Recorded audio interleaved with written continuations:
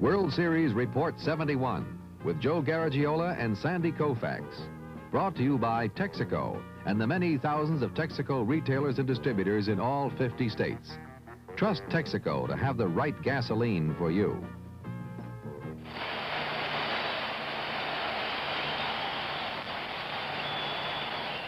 A standing ovation for Nelson Briles, the winning pitcher for Pittsburgh in that 5th game. Briles himself said that it was one of the most touching moments of his baseball career. When this fella throws a ball, he really puts a lot into it. Watch him now as he pitches to Paul Blair. This is the last out in that 5th game. Watch him fall to the left. There it is. Now he's being congratulated. And look at that affection shown by the catcher. Just fantastic. They take care of those pitchers. I'm Joe Garagiola, Sandy Koufax standing next to me. You see tickets for Game 6 and 7 if necessary. And Sandy, Jim Palmer pitching for Baltimore is really not too much of a surprise because he did beat him. He is the big man. But the choice of Moose by Danny Murtaugh, did that surprise you? I don't think so, Joe. I think Danny realizes all he has to do is win 1 out of 2 games. I think Danny respects Jim Palmer. I think he believes that he's the only pitcher on the Baltimore staff who could shut out the Pirates.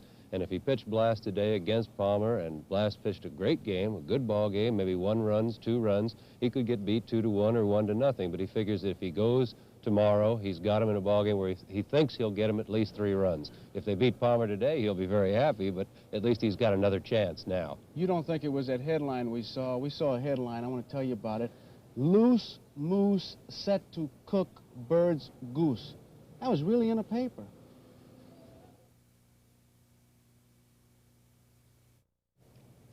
In that 5th game, we saw another side of the Pittsburgh club, the speed. Now, the obvious way to see speed is a stolen base, but there are other ways. Take a look at this now. Manny Sanguillen, the fastest running catcher in baseball, steals second base. It's close. You can see that Davy Johnson a little unhappy, but when you see the slow motion replay, you can see why the runner beat it. Watch his foot. His foot is into the bag, and Davy puts the tag up near the knee. And if you don't get the foot on a play like that, you can't get the man called out. Nelson Briles is the batter, and Sanguillen on second because of the stolen base scores easily on this base hit by Briles, who helps his own cause. So that's the obvious way you see speed, the stolen base, and it paid off.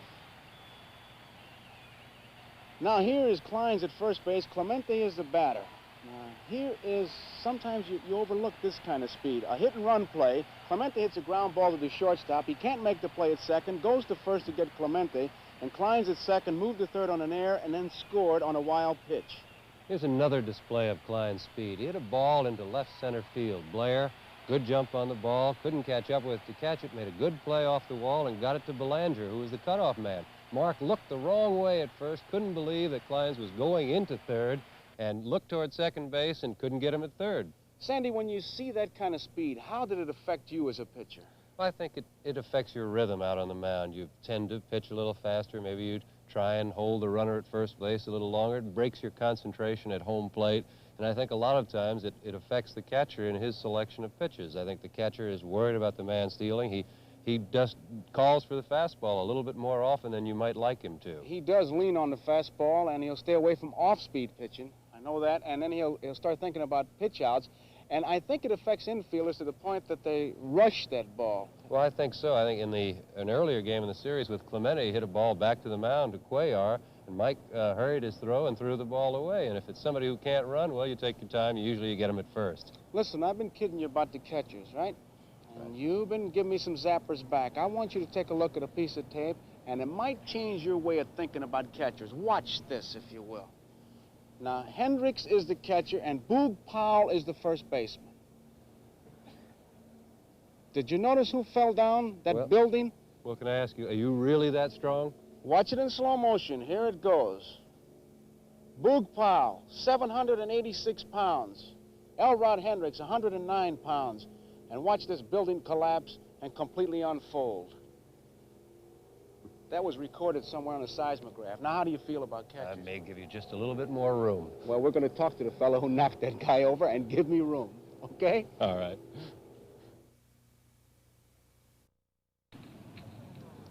Elrod Hendricks, Baltimore catcher, has just joined us. And first question, Ellie, What's it like to run into a building called Boog Powell and survive? Strange feeling, very strange. After all, he outweighed me about 105 pounds, and I didn't expect to come out the way I did after we collided. Was it a hard or a soft feeling? Very soft. I hit him just right. Ellie, you got Jim Palmer pitching today, and from the stands, it looks like he has to have the high strike, or are we wrong? Doesn't make any difference.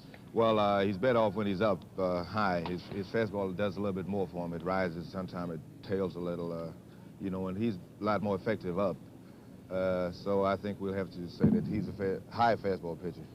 In the last ball game he pitched, Ellie, against the Pirates, he had a National League umpire. He complained about not getting some high strikes. And I know I've heard a lot of talk about the difference in the two leagues, but maybe if Joe will walk up to the plate, we can see the difference in the two strike zones. I get you down there in a catcher's position, and we can talk about the fact that in the American League, with a left-hand hitter, the umpire would be directly over the catcher and behind it. And where would the bottom of the strike zone be in the American League if Joe was the hitter? Right about off in here.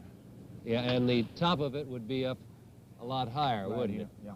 Yeah. Yeah, now in the National League, the difference, because the umpire being inside on the catcher's shoulder, the strike zone would come down, and that would bring the low strike down quite a bit lower and make it awfully difficult to get the high strike, wouldn't it? Right, yes, Andy.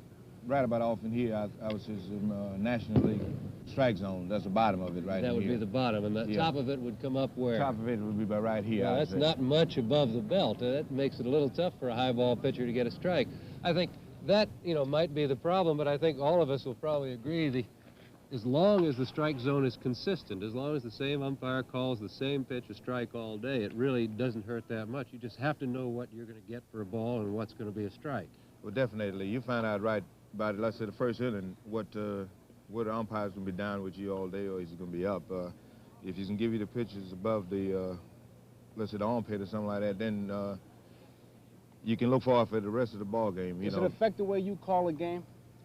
Well, basically, no. First of all, I got to see what my pitcher got out there.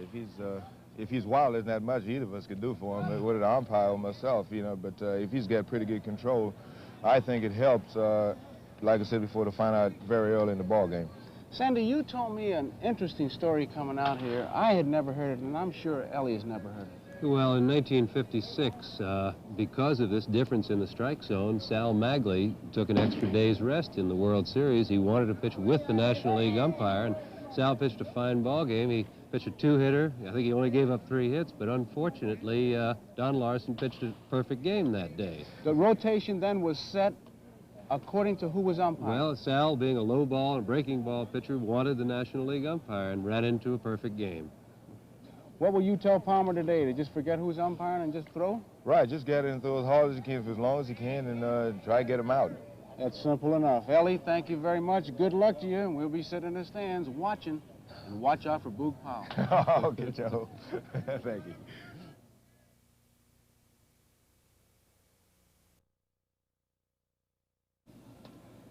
In just a couple of minutes, it'll be time for game number 6. It's been a good World Series. The first 2 games, Baltimore really took command, 1 to 2 games here in Baltimore, and it looked like with the pitching and the hitting that the series would end in 3 games the way they were going. But then they moved to Pittsburgh, and the Pittsburgh Pirates showed why they were the National League champions, winning the 3 games in Pittsburgh, and that's the way we stand today. Pirates have shown pitching, they've shown hitting, they've shown speed. Game number 6. Here in Baltimore, Jim Palmer against Bob Moose. And Sandy, I'm just curious, I've never been in that situation. What can a manager say to his ball club, like Earl Weaver would have to say to his club, that if they lose today, it's all over? Joe, I've never been in the 6th game where it could be all over. I've been in the 7th, I've been in the 4th, and it's awfully difficult for a manager to say anything to his players. You've played 180 games at least, you know, and it seems like it's the end of a long year, and the only manager I ever played for was Walt Alston, and Walt would tell us that usually that he was proud of us for getting there, and it's an accomplishment to win your league, and if we won today, well, we've won it, or you've got another chance tomorrow, and if we don't, to have a good winter and see you in the spring. Grown-ups talking to grown-ups. You want to pick a hero? Joe, I don't think so. I think if it could be the last game, along with heroes can also come goats, and I'd just as soon not pick either one when it's finally over. Couldn't agree with you more. So, game number 6, if Baltimore wins it, we'll be back tomorrow. If not, you have a good winner. World Series Report 71. has been brought to you by Texaco and the many thousands of Texaco retailers and distributors in all 50 states. And now stay tuned following station identification for game number 6 of the 1971 World Series.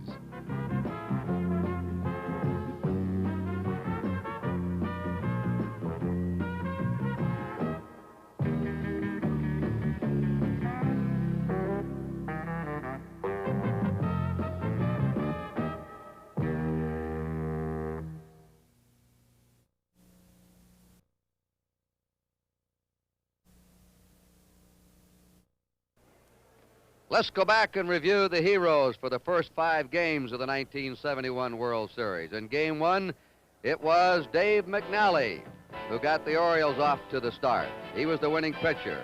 Brooks Robinson in Game 2, on base 5 times in a row. Then Steve Blass with a brilliant 3-hitter for the Pirates, helped by a big home run by Bob Robertson. Young Bruce Keeson became the talk of the nation with his clutch relief pitching and a big pinch hit single by Milt May. And then, in Game 5, a 2-hitter by Nelson Briles. And, of course, all through this series, Roberto Clemente has been a standout. The leading hitter, his arm and his speed have given the Orioles something extra to think about. Who'll be the hero of Game 6? Well, we'll find out as NBC Sports, a service of NBC News, presents Game 6 of the 1971 World Series. The National League champs, the Pittsburgh Pirates, versus the American League champions, the Baltimore Orioles. Brought to you by Phillips 66, the Performance Company. At Phillips 66, it's performance that counts. By Chrysler Corporation, extra care and engineering. Your host today, your local Dodge dealer. And by the 2-bladed razor, the new Gillette Track 2 twin-blade cartridge shaving system.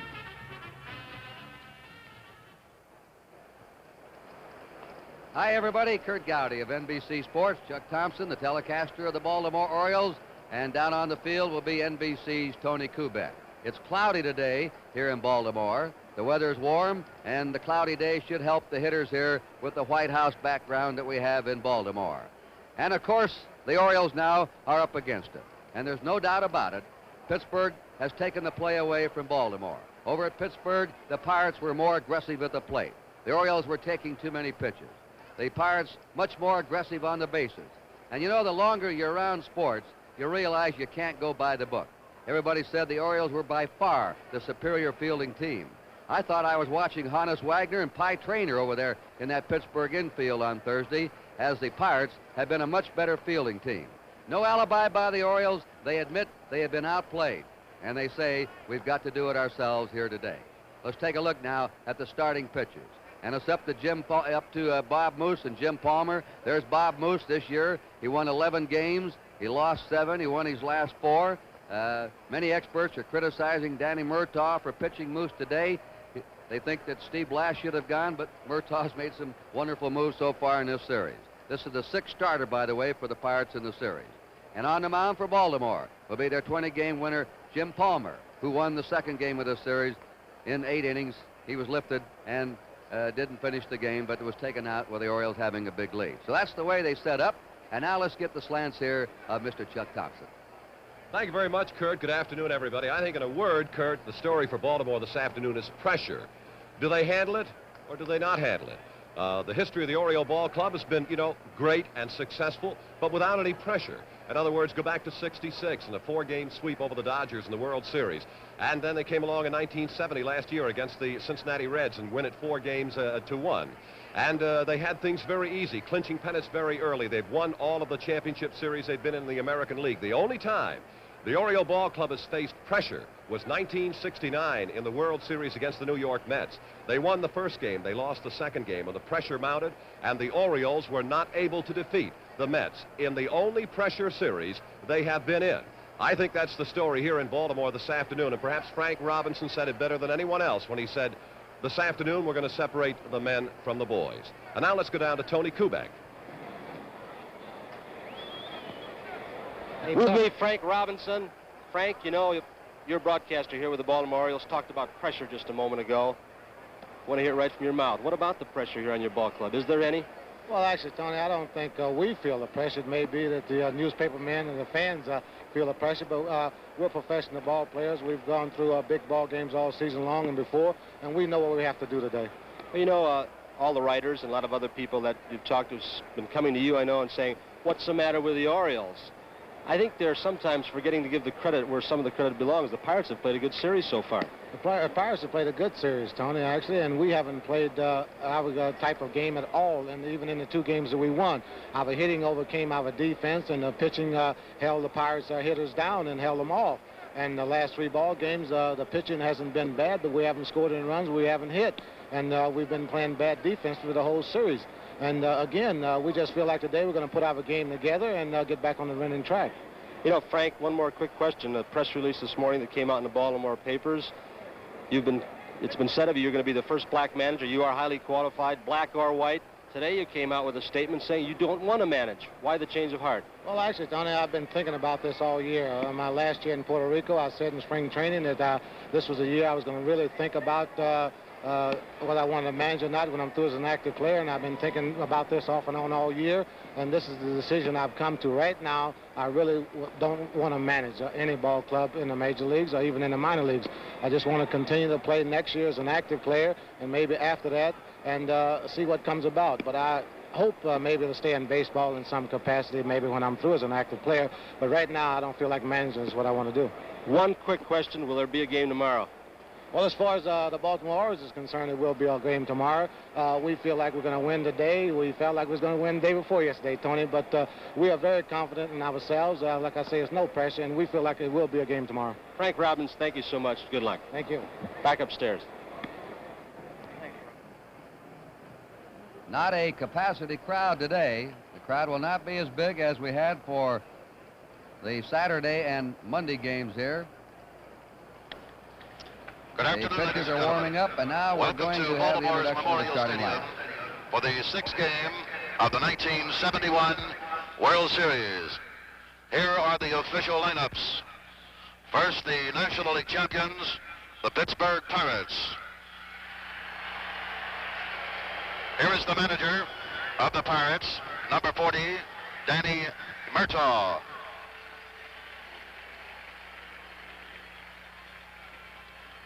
Batting first, playing second base, number 30, Dave Cash. Batting second, playing third base, number 20, Richie Hebner. Batting third, playing right field, number 21, Roberto Clemente.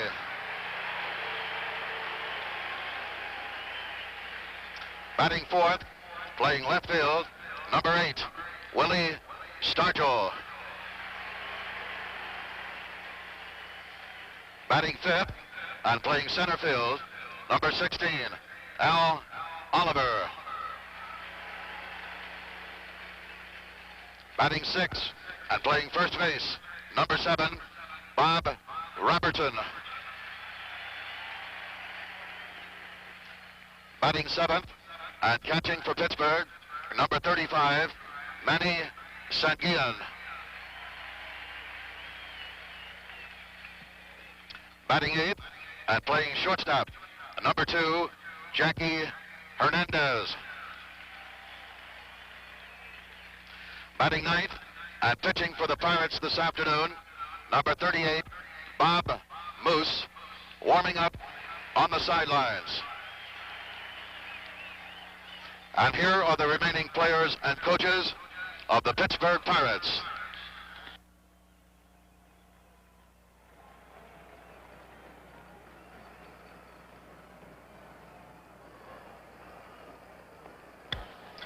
Now, for the American League and defending world champions, Baltimore Orioles. Here is the manager of the Orioles, number 4, Earl Weaver.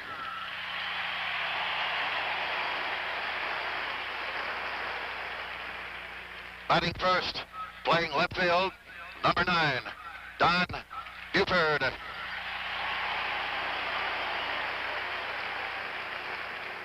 Batting second, playing second base, number 15, Dave Johnson. Batting third, playing first base, number 26, Boog Powell.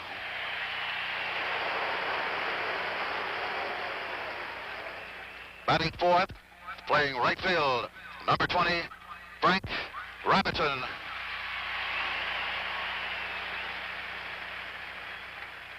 Batting fifth, playing center field, number 14, Merv Retmund.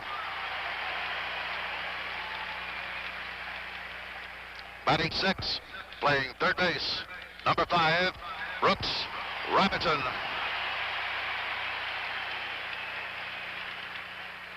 Batting seventh, catching for Baltimore, number 10, Elrod Hendricks. Batting eighth, playing shortstop, number 7, Mark Bellinger. Batting ninth and pitching for the Orioles this afternoon, number 22, Jim Palmer, warming up on the sidelines.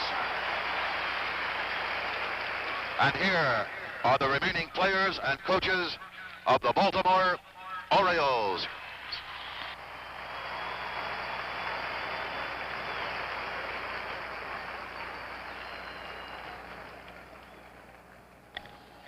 Ladies and gentlemen, please rise for our national anthem, which will be played by the Hamilton American Legion Post number 20, Senior Drum and Bugle Corps.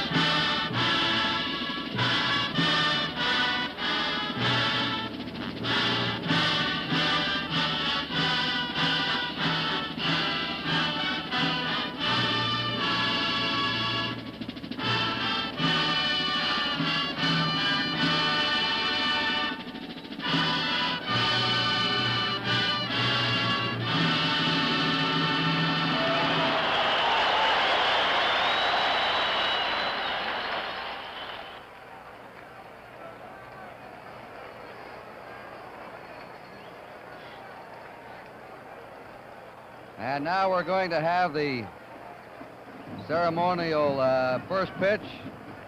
And the honor here goes to Rube Marquardt, a Hall of Famer, one of the outstanding left-handed pitchers of all time. He's 82 years old. He lives now in Baltimore. And he holds a record that pitchers have been trying to shoot for year after year after year. The most consecutive victories in one season. In 1912, Rube Marquardt won 19 in a row. He won 201 games in the National League. He was a free spirit and a fellow who really enjoyed baseball. And they tell many, many stories about him. He had better control than that. Rube Marquardt.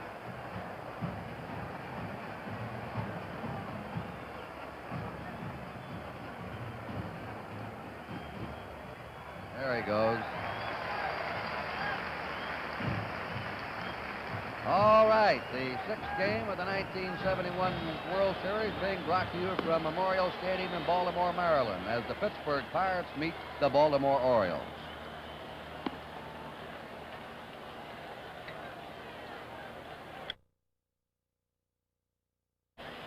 Ladies and gentlemen, the umpires for today's game are behind the plate, John Kibler. At first base, Nestor Shana. At second base, Ed Sudol. The umpires in today's game, John Kibler behind the plate, Nestor Shylock at first, Ed Sudol at second, John Rice at third. Ed Varga will be umpiring the left field line, and Jim Odom the right field line. No wind today. It's overcast. The Orioles take the field.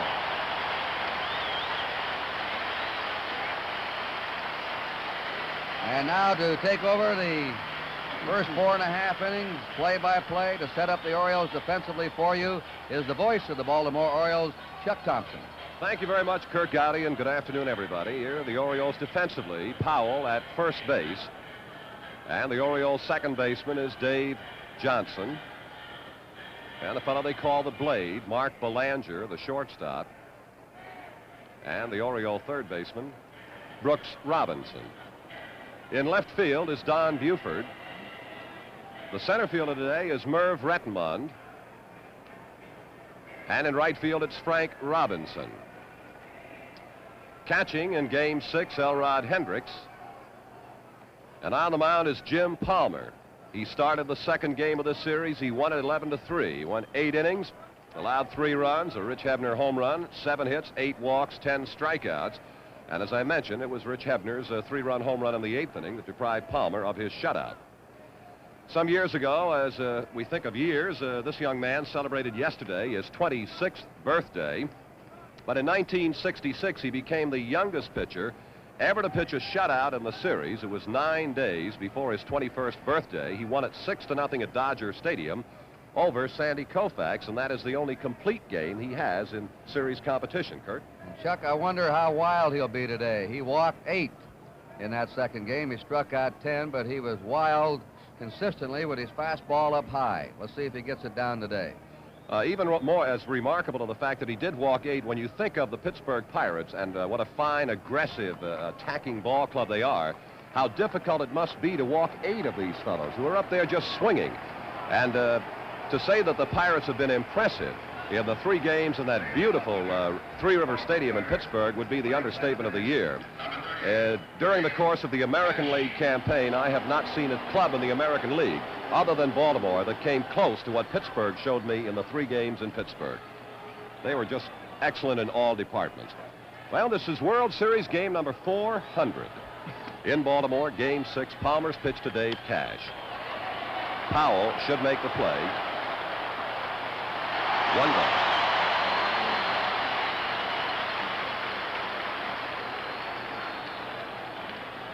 Cash had a World Series average of 143. It had 3 hits and 21 trips. Now here is Rich Hebner, and that's his seasonal average for the Pirates that you're looking at right now in the series. Hebner is a .250 hitter. He's been up there 8 times with 2 base hits. One of those 2, however, was a 3-run home run off this man, Palmer, and he too is first ball hitting, and Rettenmund is waiting for him. Well, the Pirates going after that first pitch. They're a first ball hitting team, but here's one man who's not. Let's watch Clemente now. He does not like to go for the first pitch. Maybe he will, though. We'll see, though. Normally, he doesn't. Kurt, Clemente is hitting .429 in the series, and unfortunately, I do not get to see as much National League baseball as I would like to. The only chance I have a chance to see Clemente and Aaron Mays and those fellows is on your game of the week. And I just have to say this, Kurt, that if Aaron and Mays are any better than Roberto Clemente, then they deserve a very special place in the Hall of Fame. This man has just impressed me so much that I'll never forget Clemente. A ball 1 to him, and as you said, he does not like to go for the first pitch. He can do everything so well. Now a ball 2. He runs well. He's got a magnificent arm. Defensively, he does it all. And what a hitter. Now, that's not to say that Mays and Aaron are any less than a Clemente, but certainly, how can they be any better? We're watching Buford, and he cannot get to it. Here is Clemente again, on his way for 3. Belanger off the mark, and Clemente has tripled. Boy, how that man can run for 37 years old. Here's his swing now. Notice how he cocks that leg right over the plate to him. Palmer grooved it.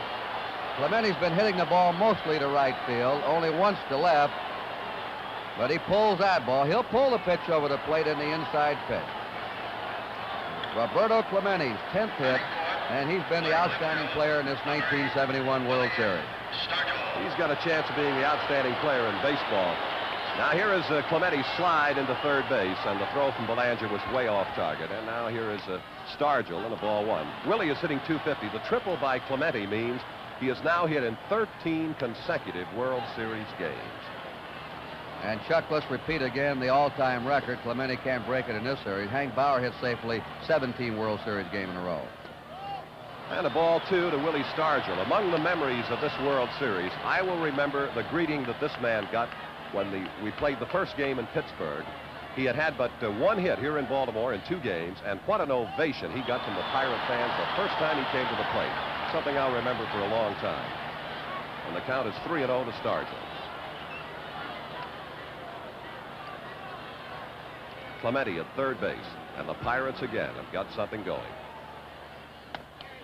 Now it's 3-1. As a matter of fact, only in 3 innings did the Pirates go 3 up and 3 down. In Pittsburgh in the 3-game set out there. They had something going every inning. 3-2 to Stargell.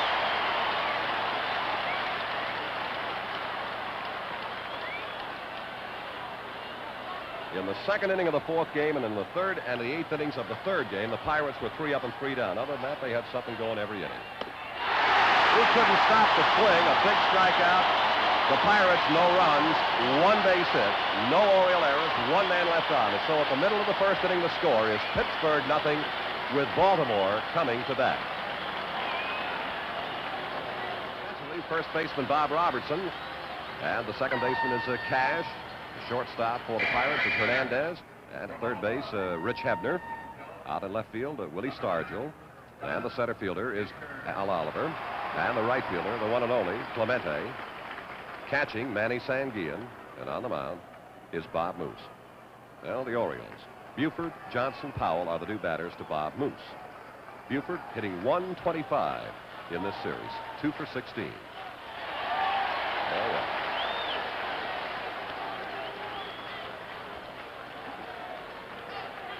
It'll be interesting, Chuck, to see if the Orioles are swinging more today. The Orioles were taking a lot of pitches over in Pittsburgh. 1-0 to Buford. Base hit.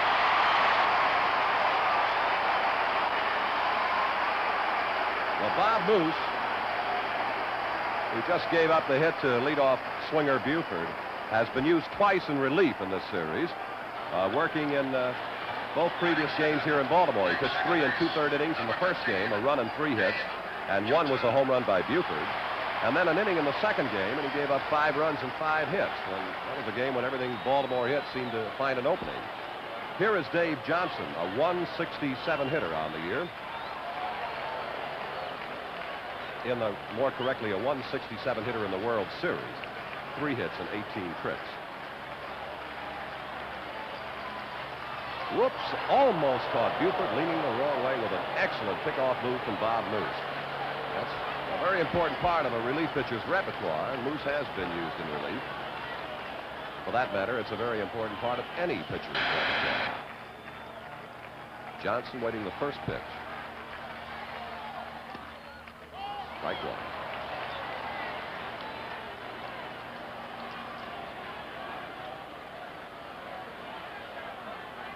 So Moose's ERA in the 1971 World Series in 4 2/3 innings, it figures out to about a little better than 11. But factually, that is history and does not necessarily apply to what could happen here today. 1 strike pitch to Johnson.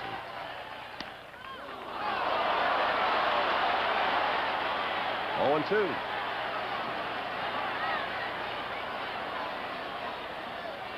Those are the kind of pitches that Blass, Briles, Keeson were making over in Pittsburgh on the corners. Not much over the plate, but nibbling at those corners. Now the 2-strike offering to Dave Johnson. Waste pitch, 1 2.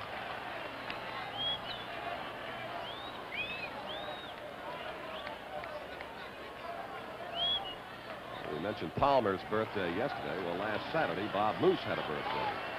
24 years old. Palmer yesterday was 26. A little disturbing about those numbers for this reporter. 24-26.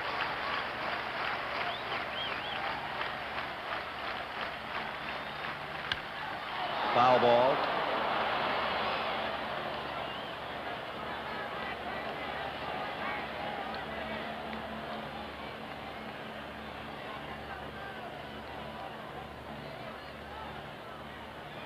Here is one of the more underrated players in the American League, Dave Johnson. He has consistently been an outstanding defensive performer for Baltimore, and certainly he has been a very consistent hitter for the Orioles. This will be a 1-2 pitch. Out of play.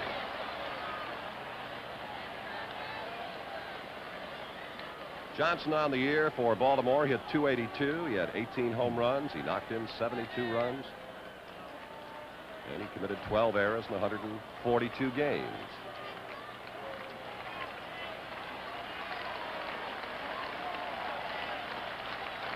Again, the 1-2 to Johnson. Out of play.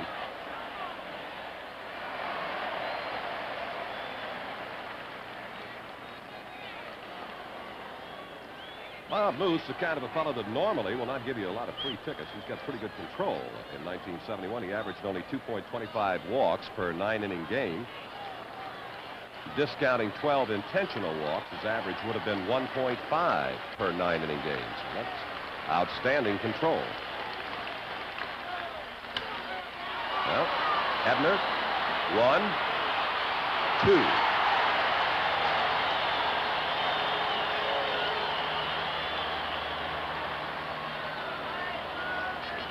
Taylor-made double play ball. Ebner over to Cash. Cash has been doing some outstanding pivoting in this series as the middleman on that double play. Here's Buford going on into him. And Cash has hung right in there around the bag and nimbly hopped or skipped or tumbled out of the way and completed his throw to first. Boog Powell, 2 out, nobody on, no score. Bottom of the first inning. Powell in the series hitting .111. Out of play. 2 hits in 18 trips. He has 1 run batted in.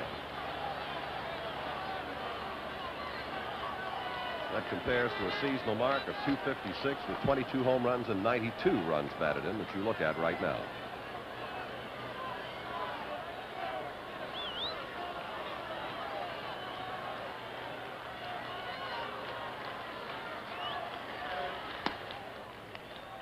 One and one the count to Powell.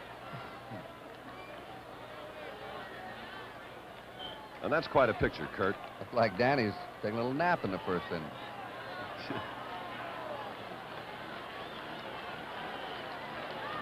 The 1-1 to Powell. Well, it may be out of play. Sanguillen gives it a look. It is out of play. The count, a ball and 2 strikes. Powell has done well in previous World Series competition. His high would have been in '66 in the 4-game sweep over the Dodgers. He had .357. Against the Mets, he had .263 in '69. Last year against the Reds, a .294 hitter. It's 1-2 to Powell.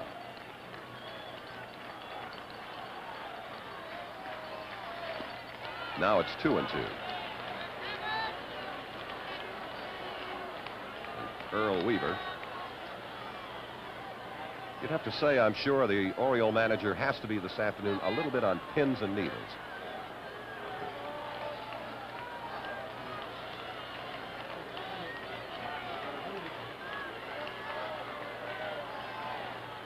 Two balls, 2 strikes to Powell, 2 out, nobody on, no score, bottom of the first if you just joined us. That's a foul ball, and Mr. Kibler, unfortunately, got that right on the foot.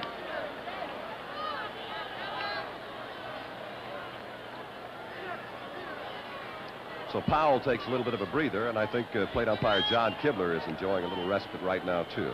Had to sting.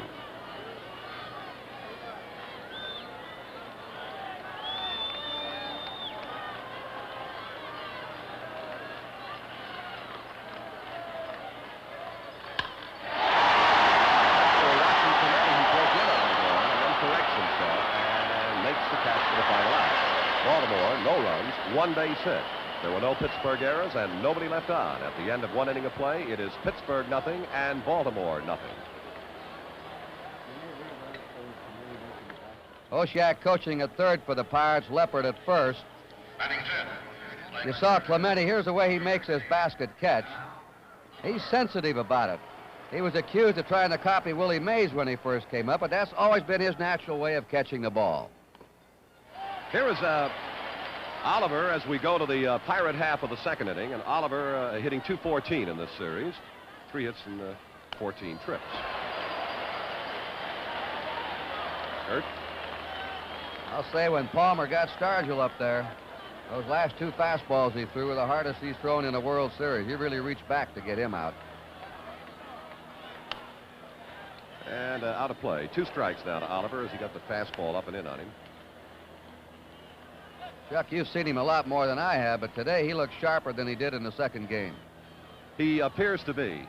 He was, as we mentioned in the second game, Kurt, when he does get wild, he is consistently high wild.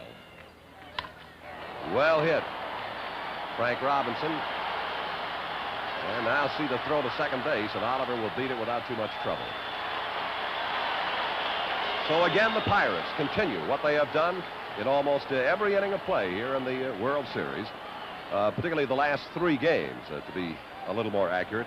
Keep pressure on Baltimore pitching, base runners just about every inning. A leadoff double by Oliver. Pirates 2 hits now, Clemente's triple and Oliver's double.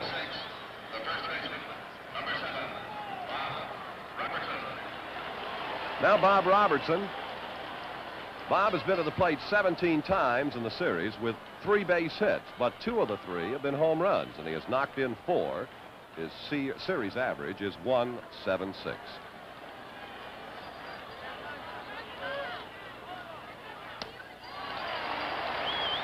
He was trying to go to right field, move that runner over to third.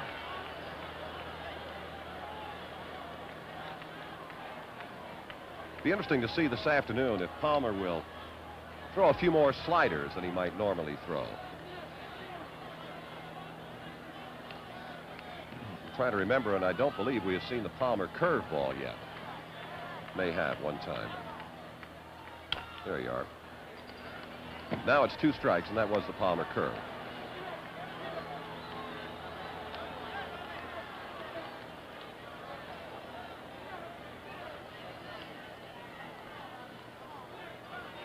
Nobody out. Oliver, the runner, at second base, and you just saw the count to Bob Robertson.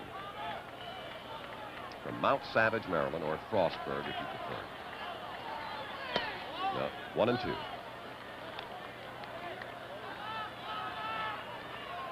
2. In Palmer's 8 innings of game number 2, he threw, I think we totaled about to 168 pitches, which is, you know, many too many.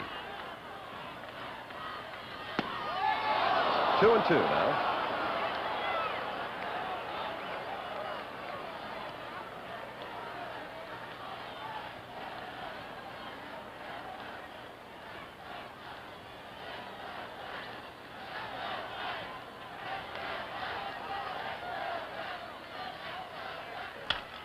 Base hit, Buford charging, Oliver around third, headed home. Here's the throw.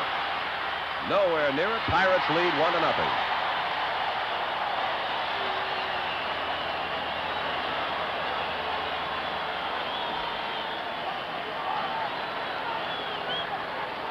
Robertson at first base with his 5th run batted into the series, and there is Earl Weaver to talk to Jim Palmer, and he will be joined by Elrod Hendricks.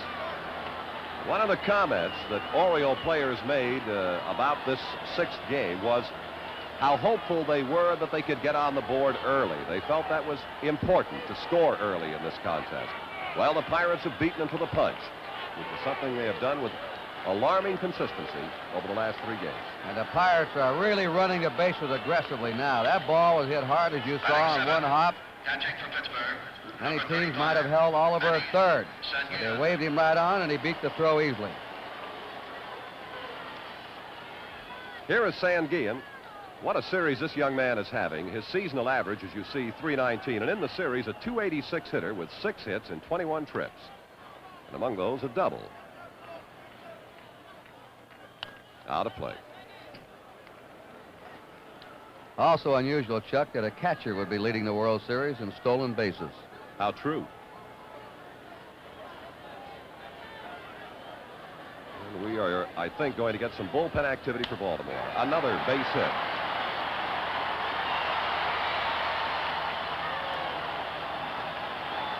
Palmer appears to have good stuff, but he must be making some bad pitches in there. They're teeing off on him in this inning. One of the comments that sometimes is made in a situation like this is the fact that perhaps Palmer could be, and this might be unfair criticism, but he could be pitching a bit too cautiously.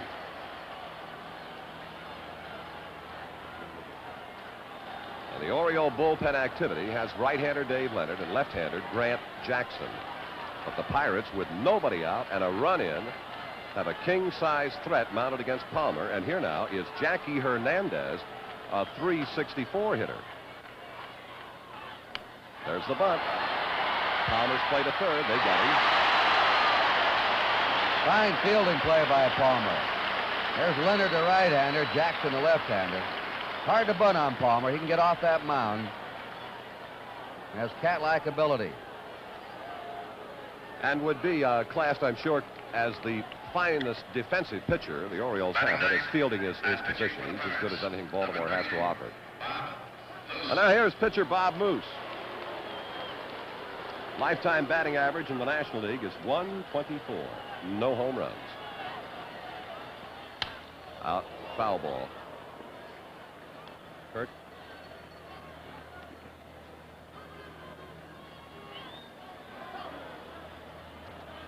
The Pirates won. 1 run on 4 hits. The Orioles no runs on 1. We're in the top of the second inning.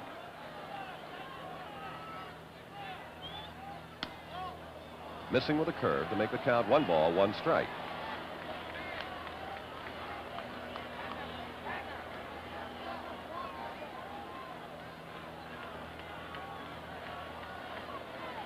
Talk about being under the gun. Certainly Jim Palmer is right there.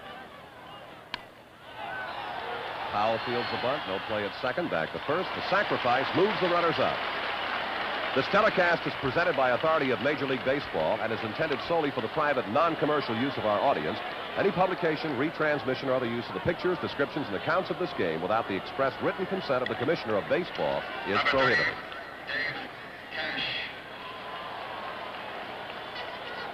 Two gone, and the Pirates second and Dave Cash. That's the seasonal mark, and in the series, he's now 3 hits and 22 tries. Strike 1 to Cash.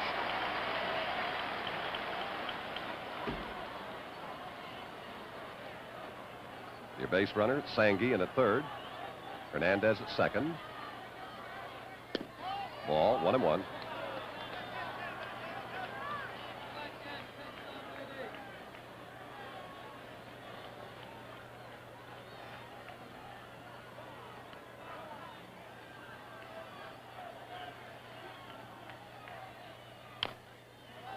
The count now is a ball and 2 strikes to Cash.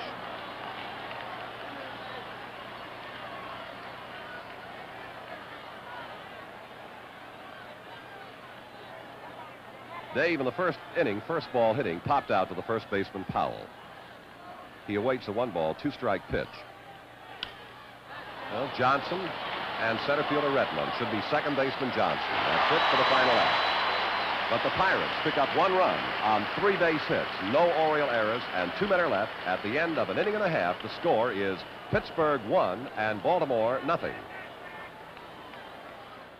Now, very quickly, a look at the Baltimore coaches. George Staller, the first base coach, and at third base is Billy Hutter. Well, the Pirates score first. And the Orioles now have gone 18 consecutive scoreless innings against Pittsburgh's pitching, which was not supposed to be able to match Baltimore's pitching.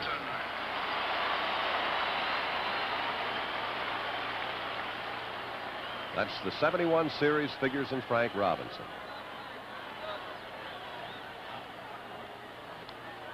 2 home runs, 2 runs batted in. And that seemed to get Manny Sanguillen on the right leg, and he is a little uncomfortable.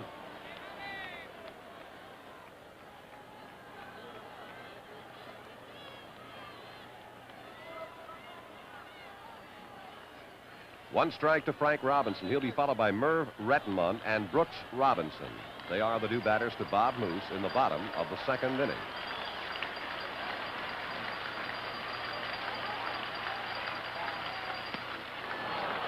Two strikes. Good breaking stuff from Moose. And that picture is worth 1,000 words.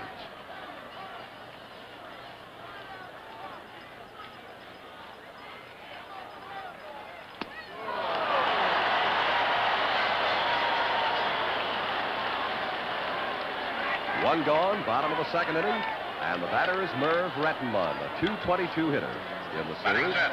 And one of his hits a home run. He has knocked in 4.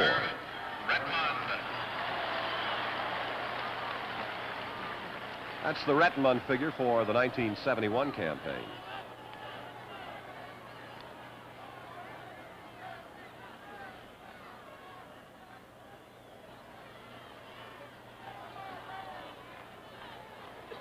Chuck, these Pirate pitchers are really picking the spots. You saw Sanguillen move to the outside and set the target for Moose, and boom, he hit it perfectly against Robinson.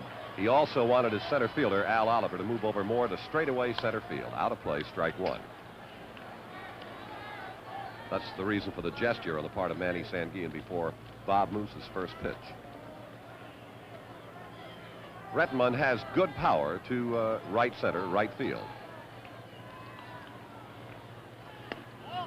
And 1-1.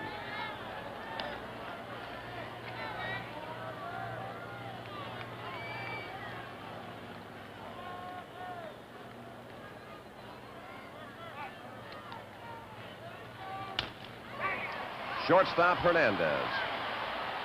2 down in the Orioles' second inning.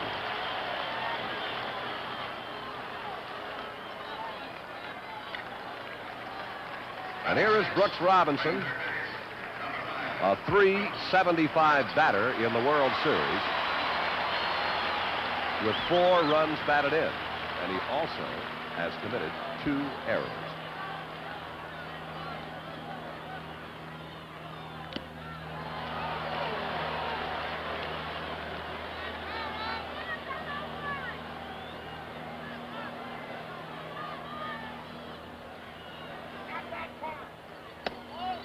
Now 1-1 to Brooks Robinson. Moose ended the regular season with a 4-game winning streak, 3 of them in relief and 1 as a starter. The last time he lost was August the 7th to the Philadelphia Phillies, 5-3. Now it's 2-1.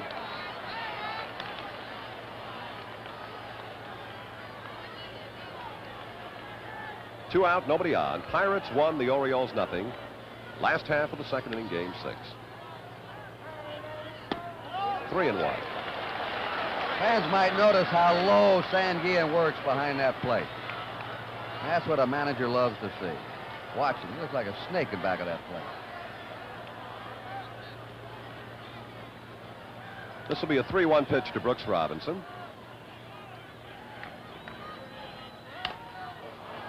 Bob Robertson makes the play unassisted. The Orioles 3 up and 3 down. At the end of 2 complete innings, the score is Pittsburgh 1 and Baltimore nothing. As the Pirates come on in the top of the 3rd inning, it will be Rich Hebner, then Clemente, and then Willie Stargell against Jim Palmer. And I'm sure that the pressure, if Palmer feels it, and he'd have to feel some of it, does not get any better when you watch the futility of the Orioles' swings. Strike 1 to Hebner.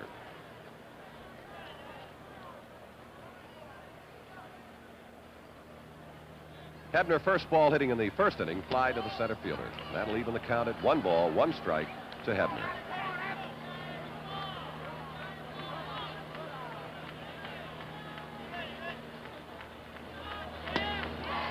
One and 2 now to Rich.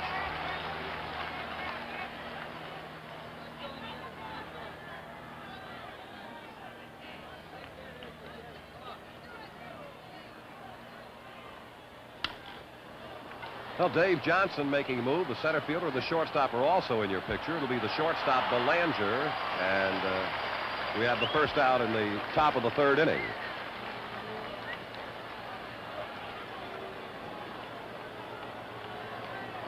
Here now is Roberto Clemente.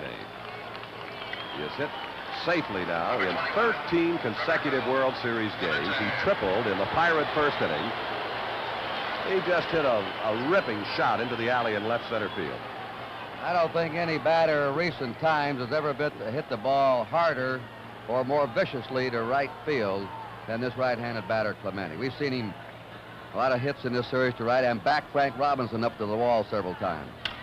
Well, Frank's got to make a move on this one. It's gone. Home run Clemente, and the Pirates 2, the Orioles nothing. And what a magnificent performance from Pittsburgh's right fielder, the great Roberto Clemente.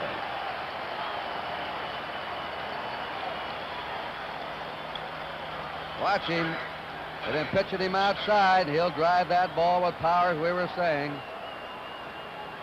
A home run. He's had a triple and a home run today. And a strike one to Stargell. And the Pirates continue to do what they did in Pittsburgh. Aggressively attack the ball. Now the 1-1 pitch to Stargell. Palmer's curve. Belanger to Powell. 2 gone. First Tuesday has changed. It's now a chronologue, and we'll still examine the new and unusual stories that make the headlines. Join Garrett Utley and watch chronologue this Friday night right here on NBC.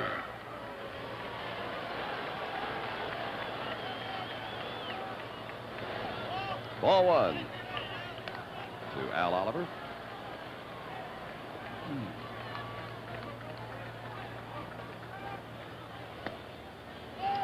1-1 to Al. Opened the Pirates second with a double. He yanked it into the right field corner. Pirates have 5 base hits, including a home run, a double, and a triple. Out of play.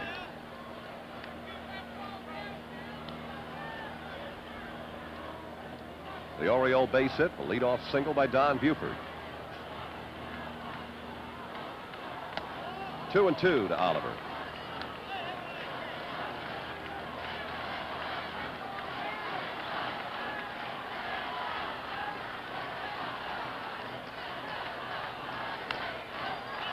And it holds at 2-2.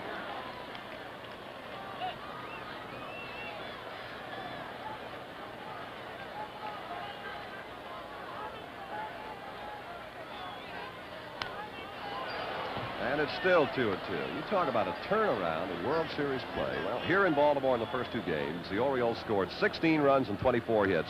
The Pirates 6 runs on 11. In Pittsburgh, Baltimore scores 4 runs on 9 hits.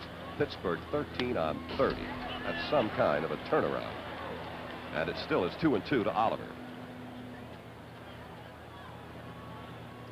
And no team has ever lost the first 2 games of the series and then won 4 in a row. Pirates lead 2-0 in the 3rd.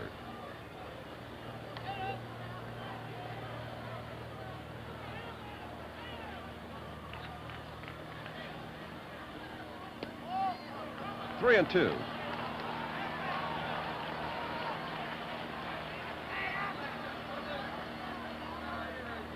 And the payoff pitch to Al Oliver. Second baseman Dave Johnson to Powell for the final out. But the Pirates have scored again. 1 run, 1 base hit, no Oriole errors, and nobody left. At the end of 2 1/2 innings, it is Pittsburgh 2, Baltimore nothing. In the World Series, it comes your way tomorrow afternoon at 1:30 Eastern Daylight Time, and then football, Cleveland at Cincinnati, San Diego at Denver. And in the Oriole 3rd inning, Elrod Hendricks, Mark Belanger, and Jim Palmer. And the sun trying to peek through, and Roberto Clemente has just asked for his sunglasses out of the Pirate bullpen. They've been brought out to him, and he's put them on. And we're ready to go with Hendricks against Bob Moose. Moose gave up a leadoff single to Buford in the 1st inning. Strike 1 to Elrod. And then he got Johnson in the double play ball and Powell to right field, and has gotten everybody in order since the leadoff single by Buford.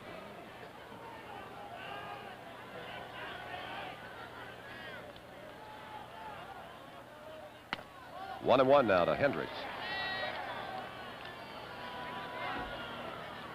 Prior to the ball game, Kurt and I, talking about the Oriole position today, were recalling a remark that was made by Paul Richards and others in baseball many years ago when he said, "One thing I learned early in baseball is that you never say never." You just never know what can happen. The Orioles are down 2-0 in this most crucial Baltimore game.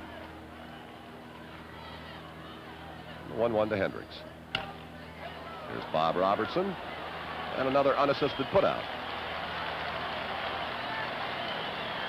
Incidentally, if there will be no Game 7, if there is no Game 7, there will be a doubleheader, football doubleheader on NBC tomorrow.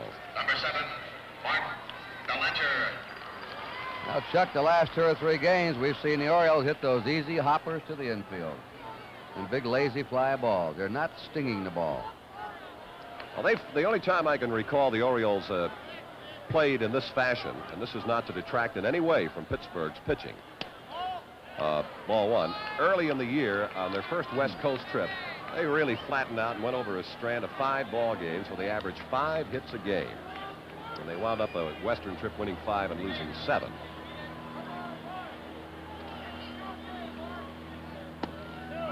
"2-0 now to Belanger.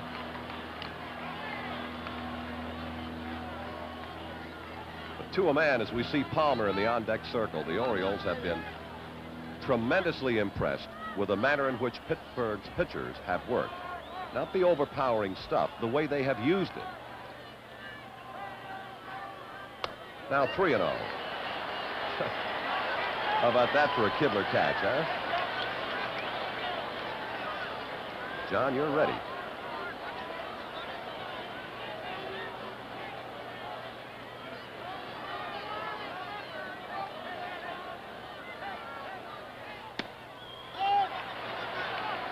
Three and 1 to Mark Belanger.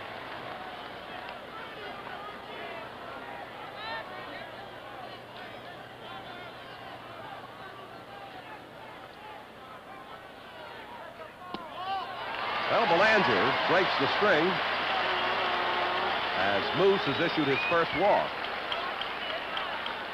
And now Jim Palmer.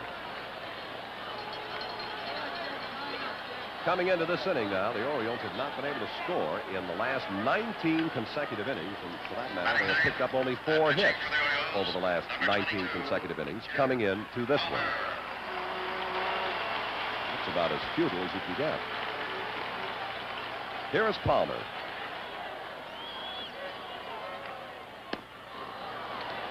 Strike 1.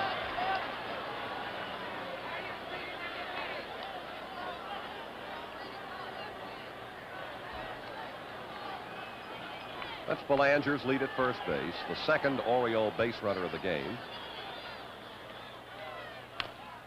2 strikes to Palmer.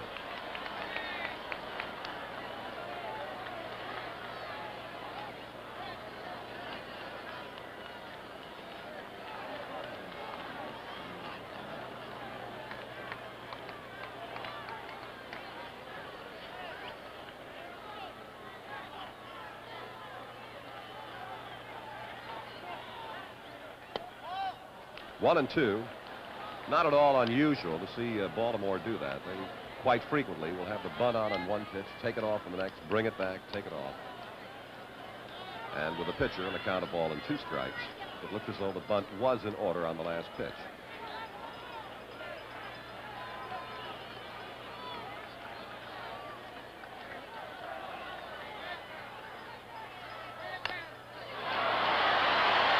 So Belanger will reach second on the sacrifice bunt by Jim Palmer.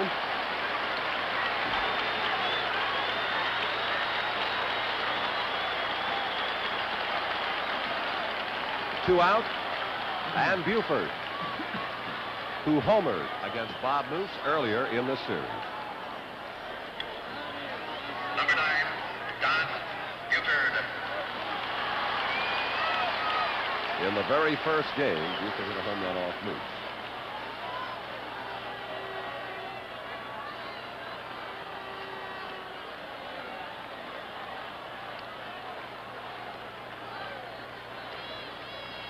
Well, Buford wants John Kibler to take a look at the baseball, apparently. figuring that on the Palmer butt, it might have been, you know, scarred or a blemish of some sort, and could possibly give Moose a little edge. It also gives Palmer another second or two to relax in the dugout. Ball one.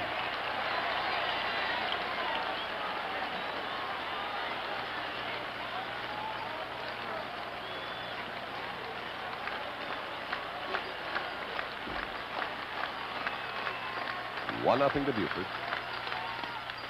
1-1.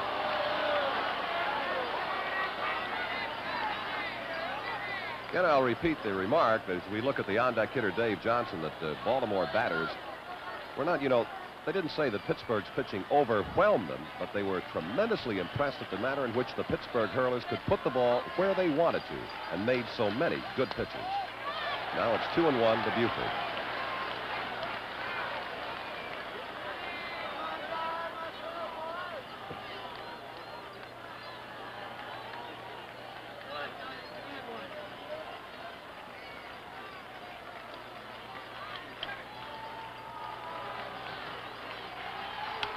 Out of play, and the count will be 2-2.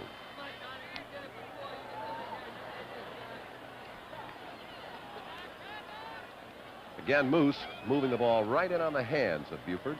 And that's a fine sort of a pitch, if you can get it there. And of course, those of you who follow this game of baseball realize full well that if you miss a little bit with a pitch like that, get it out over the plate, it can also cause you all kinds of trouble. 2-2, the count to Buford.